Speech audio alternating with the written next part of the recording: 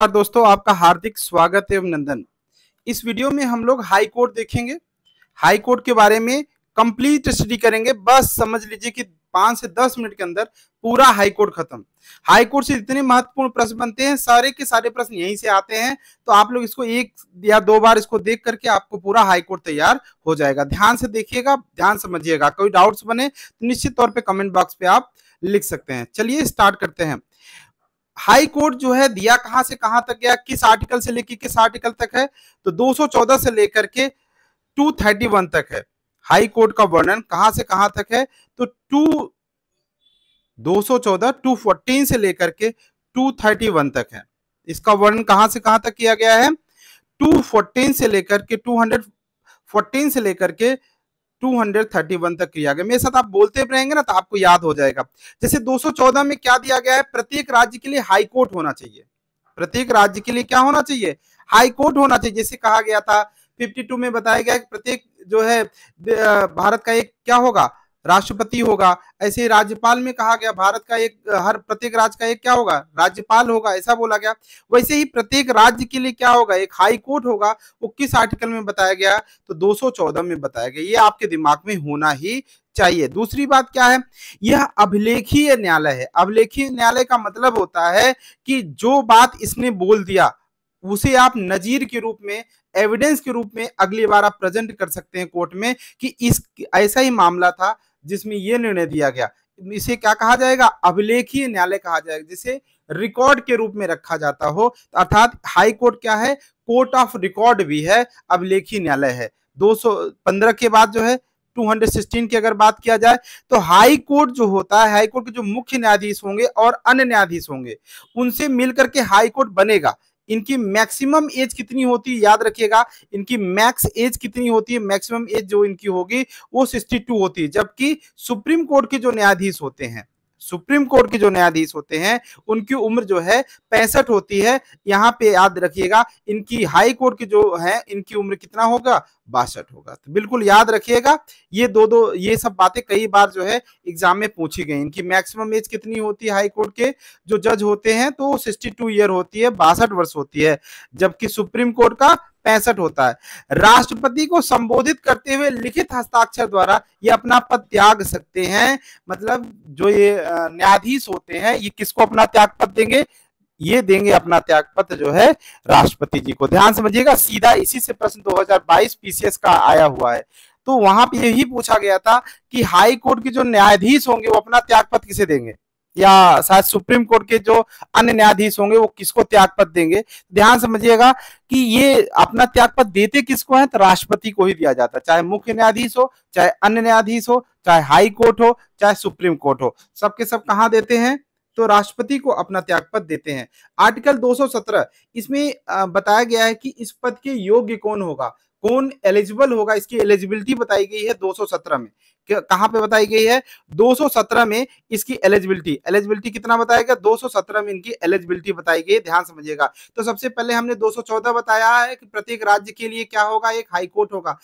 उसके बाद जस्ट हमने तुरंत 15 में आपको क्या बता दिया कि ये कोर्ट ऑफ रिकॉर्ड होगा, अभिलेखीय न्यायालय के रूप में होगा। 16 में हमने बताया कि हाई कोर्ट कि जो हाई कोर्ट जो बनेगा, उच्च न्यायालय जो बनेगा, इसमें मुख्य न्यायाधीश और अन्य न्यायाधीश होंगे, जिसकी नियुक्ति कौन करेगा, तो वो नियुक्ति करेंगे राष्ट्रपति जी। और ये लोग जो है अपना त्यागपत्र भी किसको दे सकते हैं, राष्ट्रपति को दे सकते हैं। साथ ही साथ हमने बताया कि इसमें एज कितना होगा, 62 ईयर होगा। उसके बाद हमने 17 में बता दिया इनकी योग्यता क्या होगी। जैसे सिंपल सी बात है, भारत के नागरिक होना ही चाहिए, पागल दिवालिया नहीं होना चाहिए, वो तो सही है। साथ ही इसमें यह ध्यान देना होगा कि 10 वर्ष तक, 10 वर्ष या कहीं किसी कोर्ट में क्या किया हो, इन्होंने वकालत किया हो, हाई कोर्ट में क्या किया इन्होंने, वकालत किया हो, तो बन सकते हैं। या अन्य जो कोई भी जहां पे जैसे न्यायालय है कोई, जैसे नीचे जैसे जिला न्यायालय होता है, वहां पे क्या किया हो, जज के रूप में कार्य किया हो, तो क्या बन सकते हैं, जो है हाई कोर्ट के जज बनने की योग्यता हो जाएगी। क्लियर हो गई बात। 10 वर्ष क्या किया हो, वकालत किया हो या जज के रूप में रहे हो, तो वो जज बन सकते हैं। ये किस में बताया गया है, आर्टिकल 17 में इनके पद की योग्यता दिया गया। साथ अब बात ये आती है कि जो हाई कोर्ट के न्यायाधीश होंगे इनको जो वेतन दिया जाएगा वो कौन देगा?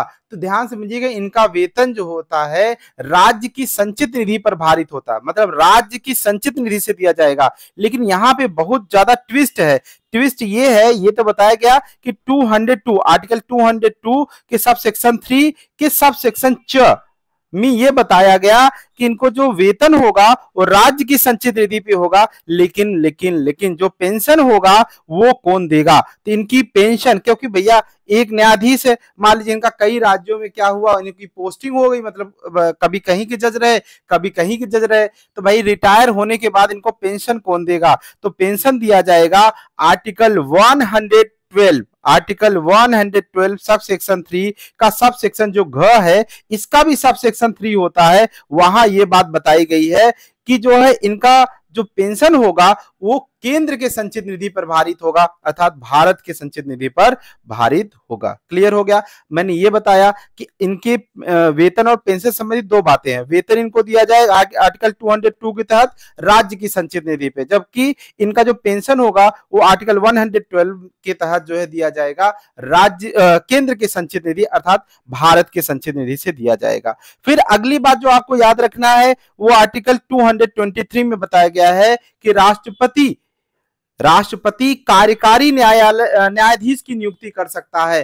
कार्यकारी न्यायाधीश का मतलब समझिए, कार्यकारी न्यायाधीश का मतलब क्या हुआ? जैसे मान लीजिए काम बहुत ज्यादा बढ़ गया है तो वहां पर एडिशनल जो वहां पे नहीं, यहाँ पे ध्यान समझिएगा, कार्यकारी न्यायाधीश का मतलब होगा जैसे मान लीजिए कोई न्यायाधीश है और वो काम पे नहीं है, छुट्टी पे है, या मुख्य न्यायाधीश जो है छुट्टी पे है, तो उसकी जगह जो न्यायाधीश नियुक्ति किया जाएगा उसे कार्यकारी न्यायाधीश कहा जाएगा। ठीक है।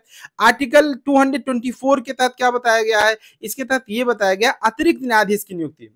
अतिरिक्त न्यायाधीश की नियुक्ति का मतलब या अपर न्यायाधीश की नियुक्ति का मतलब हुआ जैसे मान लीजिए कहीं पे काम ज्यादा हो गया है तो वहां पे उसके काम को कम, बोझ को कम करने के लिए या जल्दी केस को निपटाने के लिए क्या कर सकता है?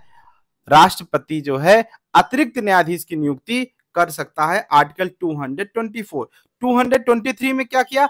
कार्यकारी मुख्य न्यायाधीश की बात किया जा रहा है या कार्यकारी न्यायाधीश की बात किया जा रहा है। अगर कोई न्यायाधीश नहीं है उसकी जगह या वो असमर्थ है उसकी जगह जो न्यायाधीश की नियुक्ति करेगा राष्ट्रपति उसे बोलेंगे कार्यकारी, जो आर्टिकल 223 में। जबकि 224 में ये बताया गया है अतिरिक्त न्यायाधीश की बात किया गया, काम के बोझ को कम करने के लिए या जो है जल्दी खत्म करने के लिए राष्ट्रपति अतिरिक्त न्यायाधीश की नियुक्ति कर सकता है। अब आगे बात करेंगे, जैसे हाई कोर्ट को जो है रिट जारी करने की भी शक्ति होती है। जैसे सुप्रीम कोर्ट को मूल अधिकारों की रक्षा के लिए रिट जारी करने की शक्ति आर्टिकल 32 में दिया गया है, वैसे ही हाई कोर्ट को भी रिट जारी करने की शक्ति आर्टिकल 226 में दिया गया है। कहां पे दिया गया है? आर्टिकल 226 में ये दिया गया, अधिकार दिया गया है कि रिट जारी करने की। रिट जारी करने के मामले में हाई कोर्ट के पास ज्यादा होता है, शक्ति ज्यादा होती है या क्षेत्र ज्यादा होता है,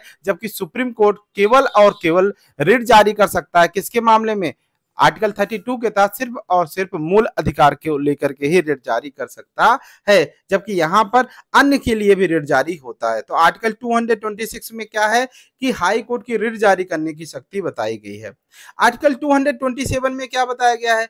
राज्य के अन्य न्यायालयों के अधीक्षण की शक्ति होगा। मतलब जो हाई कोर्ट होगा, राज्य में और जितने जिला न्यायाधीश होंगे, जिला न्यायालय होंगे, उन सबके जो है जांच करने की भी इनके अंदर शक्ति होता है, उनका अधीक्षण करने की शक्ति, उनका इंस्पेक्शन करने की शक्ति आर्टिकल 227 के तहत इनको प्राप्त होता है। वर्तमान में हाई कोर्ट की संख्या कितनी है? तो वर्तमान में हाई कोर्ट की जो संख्या है वो है 25, और जो 7 न्यायालय ऐसे हैं, 7 हाई कोर्ट ऐसे हैं जिनके पास 2 या 2 से अधिक क्षेत्रों का जो है न्यायालयी कार्य देखना पड़ता है। मतलब 2 या 2 से अधिक राज्यों के न्यायालय का निर्णय कौन करता है या न्याय देने का कार्य कौन करता है? वो कोई एक जो है हाई कोर्ट करता है। मतलब 7 हाई कोर्ट ऐसे हैं जिनके पास 1 से अधिक राज्यों का भार मिला हुआ है। क्लियर हो गई बात? यहां तक कोई डाउट्स? तो कुल मिलाकर ये था सुप्रीम हाई कोर्ट के बारे में सारी जानकारी। ठीक है। आपको अगर वीडियो अच्छा लगा हो तो निश्चित तौर पर लाइक कीजिएगा। 2 से 3 बार देखेंगे आपका पूरा मैटर क्लियर हो जाएगा। आर्टिकल 214 क्या है, हमने कहा प्रत्येक राज्य के लिए हाई कोर्ट होगा। 15 क्या है, हाई कोर्ट अभिलेखी न्यायालय है। 16 में मैंने बताया कि हाई कोर्ट के मुख्य न्यायाधीश और अन्य न्यायाधीश मिलकर के क्या करेंगे, जो है हाई कोर्ट का निर्माण करेंगे। नियुक्ति कौन करेगा, राष्ट्रपति करेगा।